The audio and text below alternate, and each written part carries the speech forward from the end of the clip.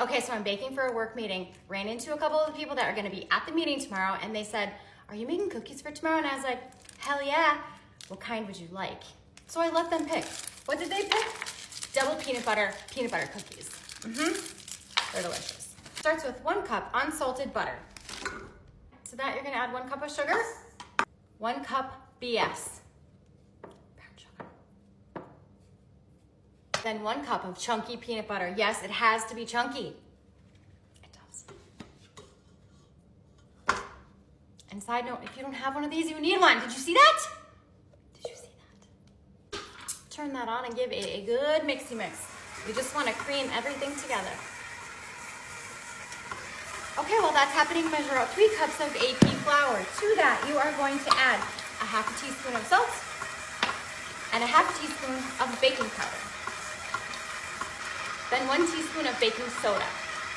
Grab a fork and give that a good mixy mix. Lots of people ask me, do you have to do that? I say, yes, abso-freaking-lutely. You have to do this. Then crack 2 eggs into a bowl and get out your vanilla. Then you're gonna need 2 cups of the Reese's peanut butter eggs,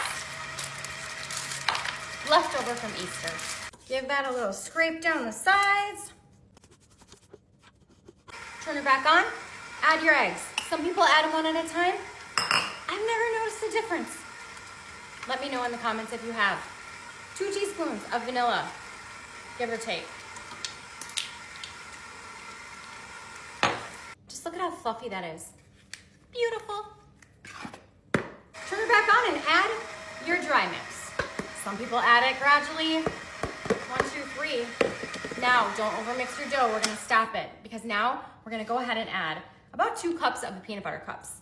If you add them when they're frozen, they're less likely to break apart. So put them in the freezer before you use them. Very important. 1 cup of chocolate chips.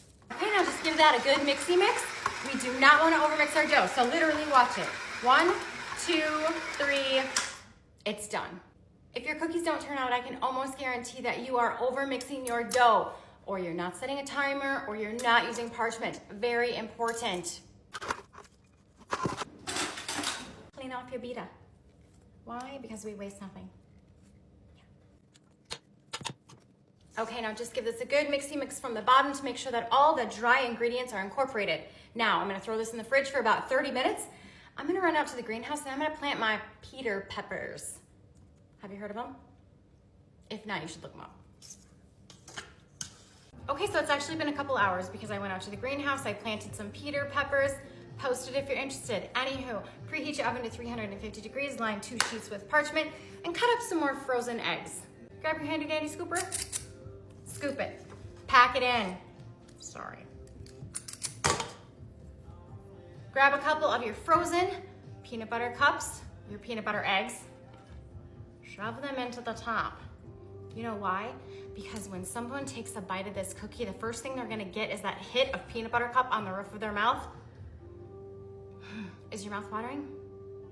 It is. Okay, we're throwing these into that preheated oven until they are golden brown around the edges. Do not overbake them.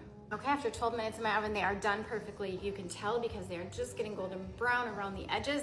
Leave these sit on the stovetop to cook for an additional 5 minutes, then transfer them to a cooling rack. Giddy up, bitches. You need to try these today.